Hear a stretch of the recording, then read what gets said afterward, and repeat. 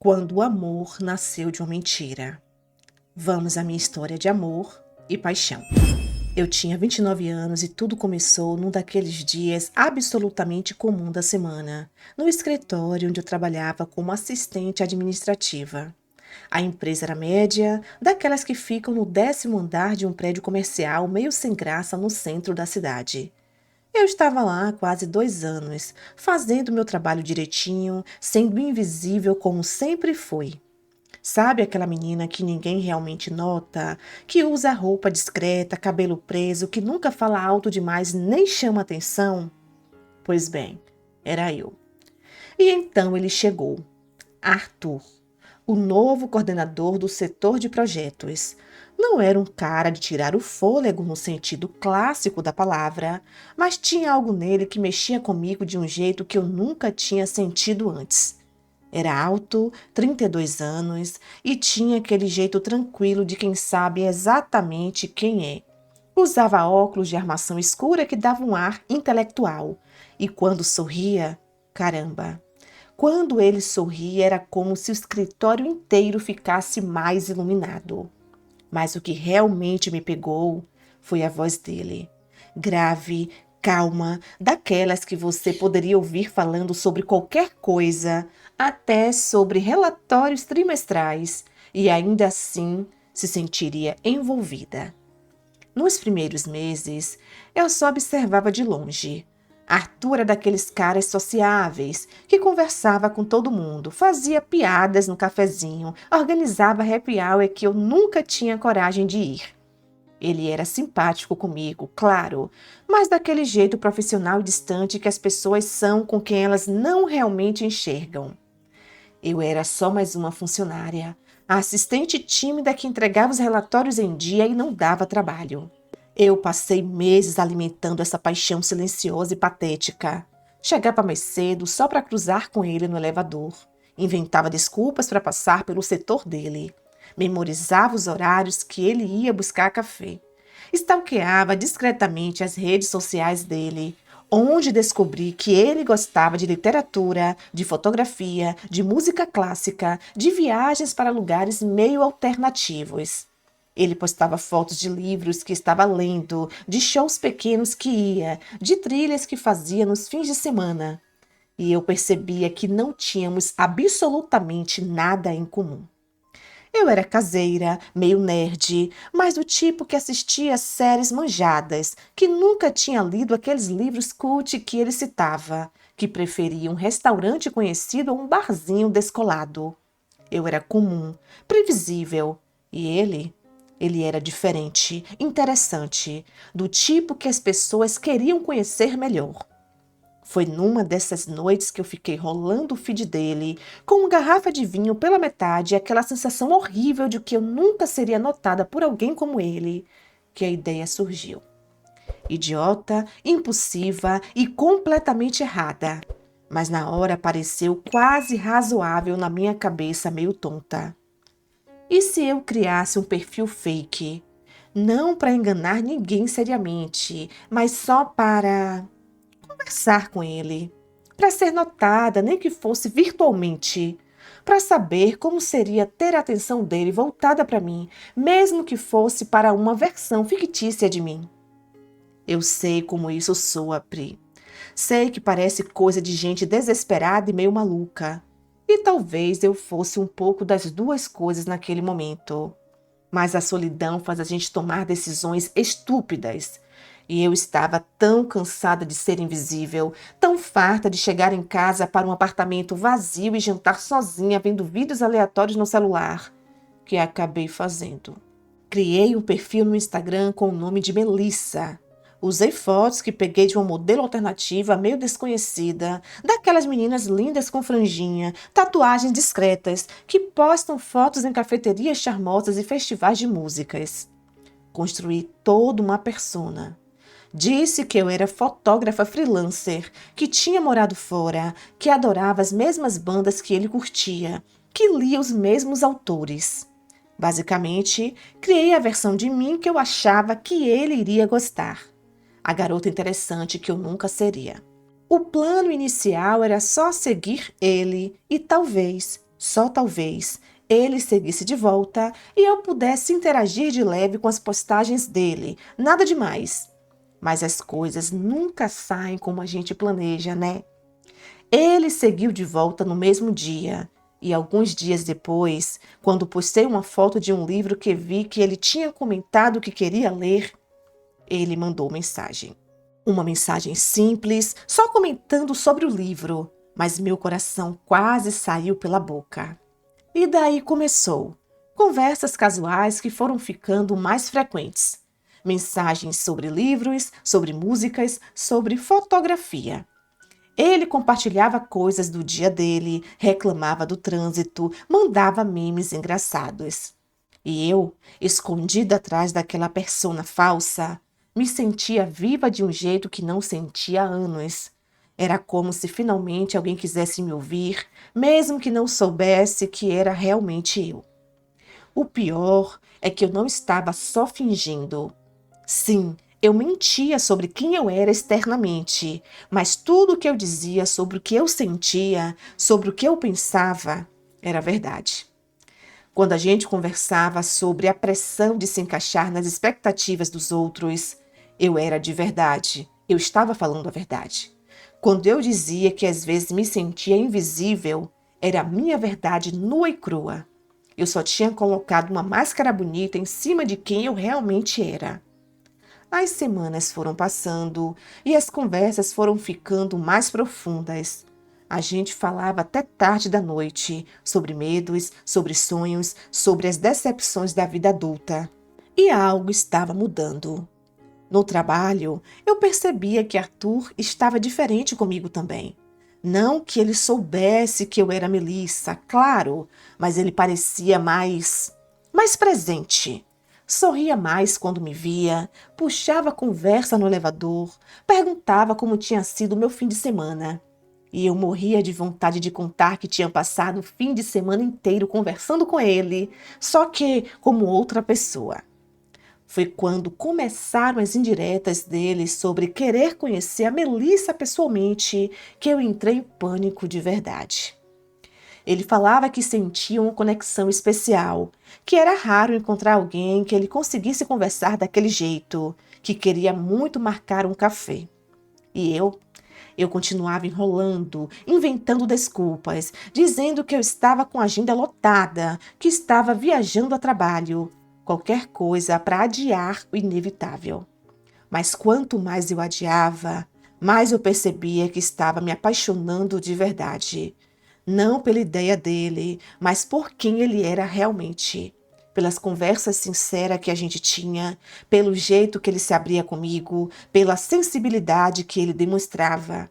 E o mais confuso é que eu sentia que ele estava se apaixonando também, só que pela versão errada de mim. A situação ficou insustentável quando, numa quinta-feira no escritório, Arthur chegou no meu setor com aquele sorriso meio sem graça e perguntou se eu queria ir no happy hour com o pessoal que ele estava organizando. Meu coração disparou. Eu, a pessoa real, sendo convidada por ele. Gaguejei qualquer coisa sobre ter compromisso, mas ele insistiu. Disse que seria legal eu ir porque eu era sempre tão na minha e o pessoal queria me conhecer melhor. Foi a primeira vez que eu senti que ele, talvez, me via como mais que só uma colega. E naquela noite, deitada na cama, com o celular iluminando meu rosto no escuro, olhando para as mensagens que a Melissa tinha recebido dele dizendo que estava começando a sentir algo muito forte e real, que eu finalmente entendi a merda que eu tinha feito. Eu tinha criado uma situação impossível. Se eu continuasse com a mentira, eventualmente perderia ele de qualquer jeito. Mas, se eu contasse a verdade, ele iria me odiar pela manipulação. Foram 2 semanas de agonia. 2 semanas onde eu quase tive uma crise de nervos toda vez que o telefone vibrava. Arthur, como ele mesmo, tinha começado a ser mais próximo no trabalho. A gente almoçou junto 2 vezes. Ele sentou do meu lado numa reunião chata e ficou fazendo comentários engraçados baixinho. Me fez rir de um jeito que eu nem lembrava que era capaz. E pela Melissa, ele tinha praticamente confessado que estava apaixonado, que não conseguia parar de pensar nela, que queria muito transformar aquilo em algo real. Eu sabia que tinha que acabar com aquilo. Mas como? Como você admite que criou uma mentira elaborada porque é patética demais para simplesmente ser você mesma? Como você diz para alguém que tudo que você construiu foi baseado numa fraude, mas que os sentimentos eram reais? A decisão veio de uma forma que eu não esperava. Arthur, através das mensagens da Melissa, disse que ia estar num café específico no sábado à tarde e que, se ela realmente sentisse algo e quisesse dar uma chance para aquilo virar realidade, ela deveria aparecer. Ele disse que ia esperar, mesmo sem ter certeza se ela iria, que só queria uma oportunidade de olhar nos olhos dela e confirmar que aquela conexão era real. Eu mal dormi na sexta para sábado. Passei a noite inteira ensaiando o que ia dizer, como ia dizer, se devia aparecer como Melissa ou como eu mesma. Mudei de roupa umas 15 vezes. Chorei no chuveiro, quase desisti umas 10 vezes. Mas no fim, eu sabia o que tinha que fazer. Cheguei no café 15 minutos atrasada, suada e com as mãos tremendo tanto que mal conseguia segurar a bolsa. Ele estava lá, sentado numa mesinha perto da janela, mexendo no celular com aquela expressão meio ansiosa. Usava uma camisa que eu nunca tinha visto e estava mais bonito do que nunca, o que só piorava tudo. Quando ele olhou para cima e me viu, a confusão no rosto dele foi imediata. Ele sorriu, naquele jeito educado, e acenou, claramente achando que era só uma coincidência eu estar ali. Provavelmente pensou que eu também tinha ido tomar um café e tinha visto ele por acaso. Eu caminhei até a mesa dele com as pernas bambas, sentindo que ia desmaiar a qualquer segundo. Sentei na cadeira da frente dele sem ser convidada, e a confusão no rosto dele aumentou, misturada agora com um pouco de preocupação. Ele perguntou se eu estava bem, disse que eu estava pálida. E eu, com a voz trêmula e fraca, disse que precisava contar uma coisa para ele, mas que ele tinha que me prometer ouvir até o final antes de falar qualquer coisa. As próximas 2 horas foram as mais difíceis da minha vida. Contei tudo, desde o começo, desde o momento que criei aquele perfil idiota numa noite de solidão e vinho.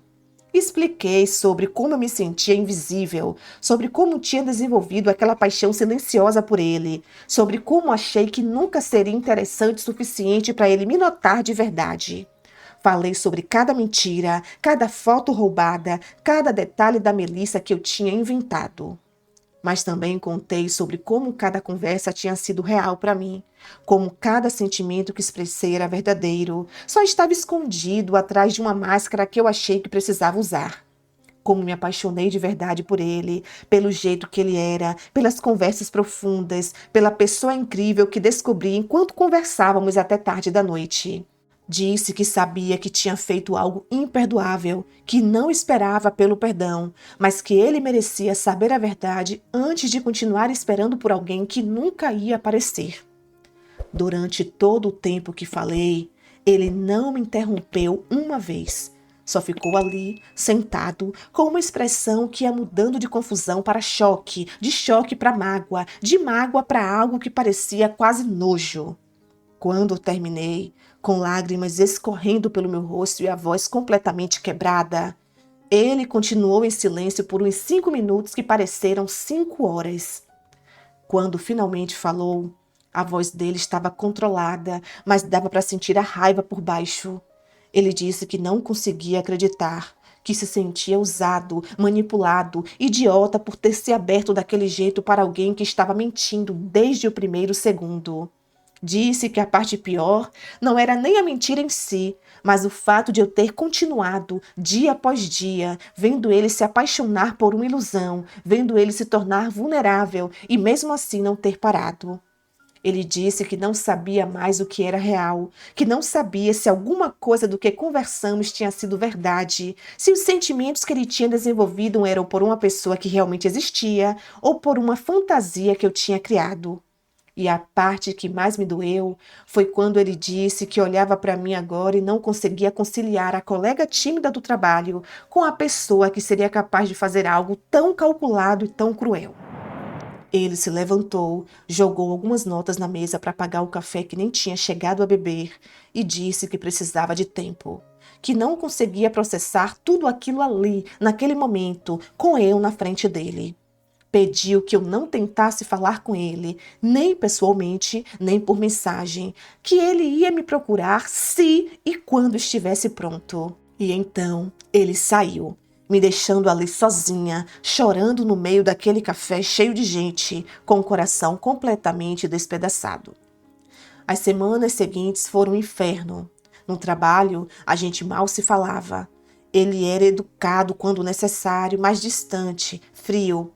Eu via a mágoa nos olhos dele toda vez que nossos caminhos se cruzavam. Deletei o perfil da Melissa, obviamente. Passei por todos os estágios do luto. Fiquei com raiva de mim mesma, entrei em depressão achando que eu tinha destruído a única chance real de ser feliz que eu tinha tido. Tentei me convencer que era melhor assim, que pelo menos tinha sido honesta no final.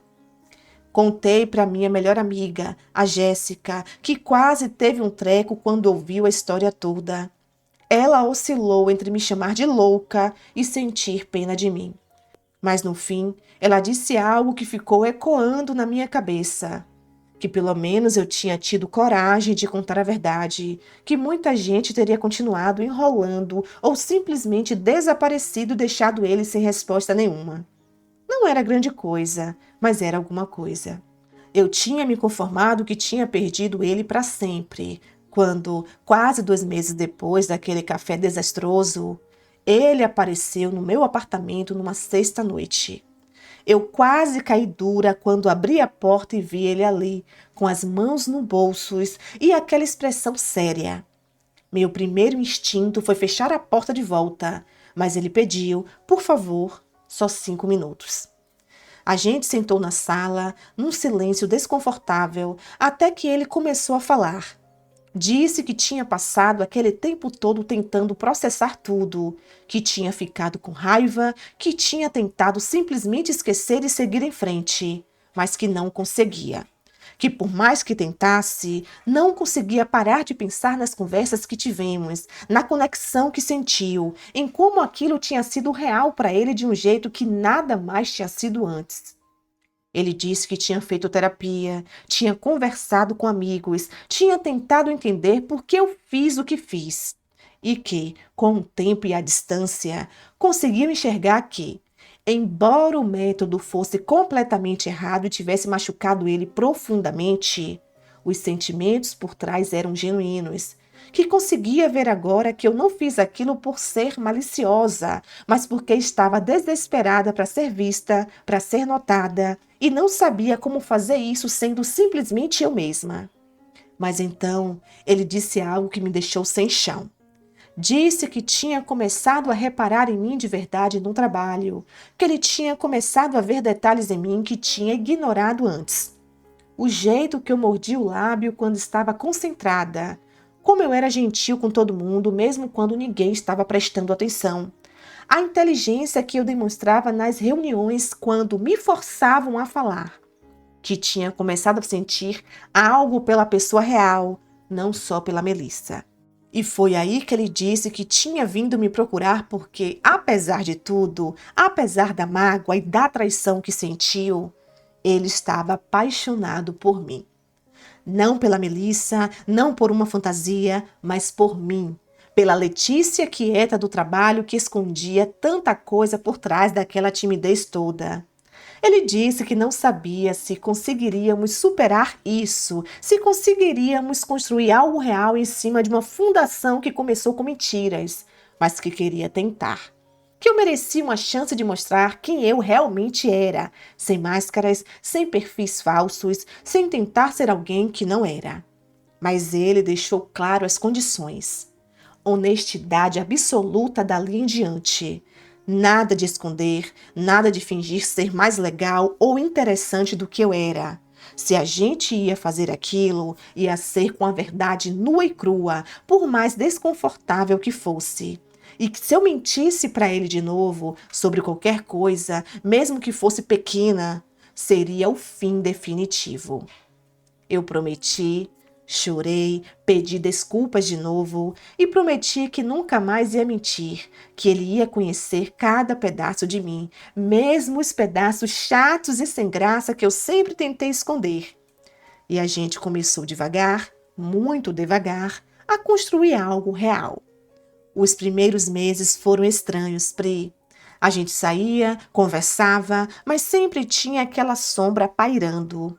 Ele claramente ainda estava processando. Ainda tinha momentos onde eu via desconfiança nos olhos dele, onde ele se fechava um pouco quando eu demorava para responder uma mensagem ou quando alguma coisa que eu dizia não batia exatamente com algo que eu tinha falado antes.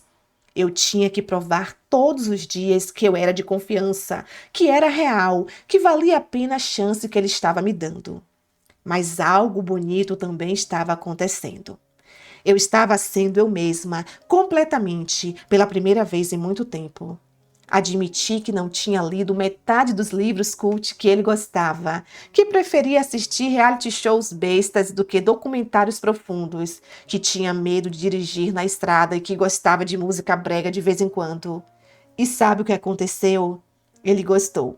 Gostou de verdade. Ria das minhas referências bobas, assistia às séries idiotas comigo, dizia que eu era refrescante justamente porque não tentava impressionar. A gente começou a criar memórias reais. Nosso primeiro beijo de verdade aconteceu 3 meses depois dele aparecer no meu apartamento, acreditam? Depois de um jantar simples, onde eu cozinhei, mal por sinal. E a gente riu tanto dos desastres culinários que acabamos pedindo pizza. Ele me puxou para perto quando estávamos vendo um filme ruim na TV. E simplesmente aconteceu, suave e perfeito, sem nenhuma mentira entre a gente. A primeira vez que dormimos juntos foi diferente de qualquer coisa que eu tinha imaginado. Não foi performático ou tentando ser algo que não era. Foi genuíno, meio atrapalhado, com a gente rindo quando eu tropecei na beirada da cama, com ele sussurrando que eu era linda do jeito que era, com as luzes acesas, porque ele disse que queria ver cada expressão minha, cada parte verdadeira de mim. E depois, deitados emaranhados, suados e felizes, ele disse pela primeira vez que me amava. Não a Melissa, não a versão editada de mim, mas a mim. Claro que não foi perfeito. Tivemos brigas, tivemos momentos difíceis. Houve vezes que alguma coisa desencadeava a lembrança da mentira e a gente tinha que parar e conversar sobre aquilo de novo, sobre a insegurança que aquilo tinha plantado nele, sobre a culpa que eu ainda carregava. Mas sempre conversávamos, sempre com honestidade brutal, às vezes dolorosa, mas real. Foi 6 meses depois que oficialmente assumimos o relacionamento no trabalho. Causou falatório, obviamente, mas a gente não ligou muito. Um ano depois, ele pediu minha mão, de um jeito simples, num fim de semana que a gente foi para um chalé no interior. Nada de grande produção. Só eu e ele, e uma pergunta sincera se eu queria construir uma vida com ele. O casamento foi pequeno, simples, mas lindo. Na minha festa de despedida de solteira, bêbada e emotiva, eu contei a história toda para todas as amigas presentes. Elas ficaram chocadas, rindo e horrorizadas ao mesmo tempo, mas no fim todas concordaram que, por mais errada que a origem fosse, o resultado tinha sido algo real e bonito. E agora, 5 anos depois de tudo, eu tô aqui, nessa casa que a gente comprou há 2 anos, vendo meu marido fazer aviãozinho com nosso filho Benjamin, que tem 7 meses, e o sorriso do pai. Arthur olha para mim por cima da cabecinha do bebê e sorri. Aquele sorriso que fez eu me apaixonar desde o começo. E eu sinto aquela gratidão profunda e assustadora que sinto todos os dias. Não foi um caminho fácil, não foi bonito no começo, mas foi real. E talvez seja isso que importa no final. Que a gente escolheu a verdade, mesmo quando era mais difícil, mesmo quando machucava. Que construímos algo sólido em cima das ruínas de uma mentira que quase destruiu tudo. Eu não vou mentir e dizer que não sinto vergonha quando lembro do que fiz. Sinto sim. Sempre vou sentir. Mas também aprendi que erros podem ser pontos de virada, que tocar o fundo pode ser o início da subida, que às vezes a gente precisa errar feio para aprender quem realmente é e ter coragem de ser essa pessoa. Se tem uma coisa que eu faria diferente, seria ter tido coragem de ser eu mesma desde o início, de acreditar que eu era interessante o suficiente, que eu merecia ser vista. Mas talvez eu precisasse passar por tudo isso para aprender essa lição, para desenvolver essa coragem. Hoje eu sou outra pessoa, não só por causa do Arthur ou do Benjamin, mas porque finalmente aprendi a existir sem me esconder. No trabalho, mudei de empresa e hoje sou coordenadora. Falo em reuniões sem gaguejar, lidero projetos. Tenho amigas de verdade que conhecem todas as minhas neuroses e gostam de mim a si mesmo. E tenho um casamento que, embora exija trabalho todos os dias, é baseado numa fundação sólida de verdade e escolha mútua. Quando olho para trás, para aquela menina insegura que criou um perfil fake porque não acreditava que era suficiente sendo ela mesma, sinto uma mistura de compaixão e alívio. Compaixão porque sei o quanto ela estava sofrendo, o quão perdida e desesperada estava por conexão. E alívio porque ela teve coragem, num momento crucial, de escolher a verdade, mesmo sabendo que poderia perder tudo. Essa é a minha história e definitivamente não é algo que eu recomendaria para ninguém, mas é minha, é real e me trouxe até aqui. Para essa sala de estar bagunçada com brinquedos de bebê, para esse homem que escolheu me amar apesar de tudo, para essa família pequena e imperfeita que construímos juntos, um dia honesto de cada vez. E se tem algo que eu quero que as pessoas entendam dessa história toda, é que a gente não precisa ser perfeito para ser amado. Não precisa ser a versão mais interessante, mais bonita, mais culta de si mesmo. A gente só precisa ter coragem de ser real, de mostrar quem realmente é, com todos os defeitos e inseguranças. Porque no final, é isso que cria conexões verdadeiras. É isso que constrói amor que dura para sempre.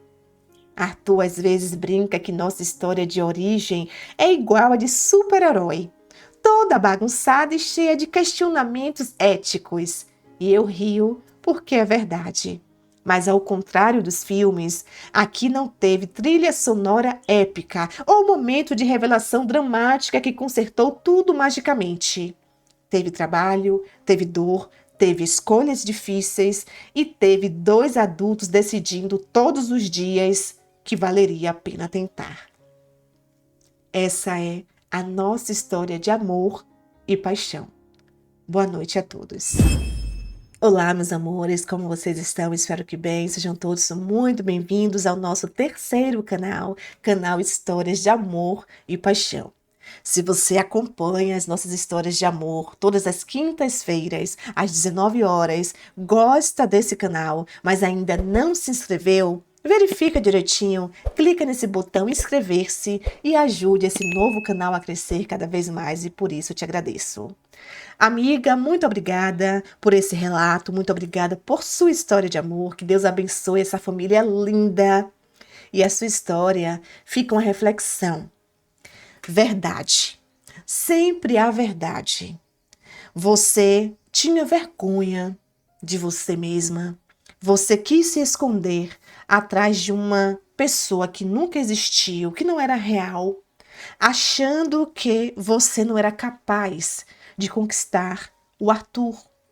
E que bom que no final deu tudo certo. Como você mesma disse, você não recomenda que ninguém faça como você fez. Concordo.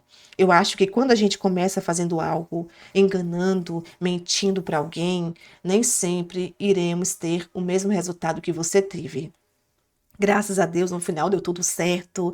Ficam aí algumas reflexões para gente. E eu desejo tudo de melhor para sua vida, para o seu casamento, para sua família, meu amor. Tudo de melhor mesmo. Muita saúde, muita paz. Deus abençoe. E eu espero que a sua história faça as pessoas refletirem e entenderem que ser real sempre será a melhor escolha, a melhor opção. Tá bom? Um super beijo para você.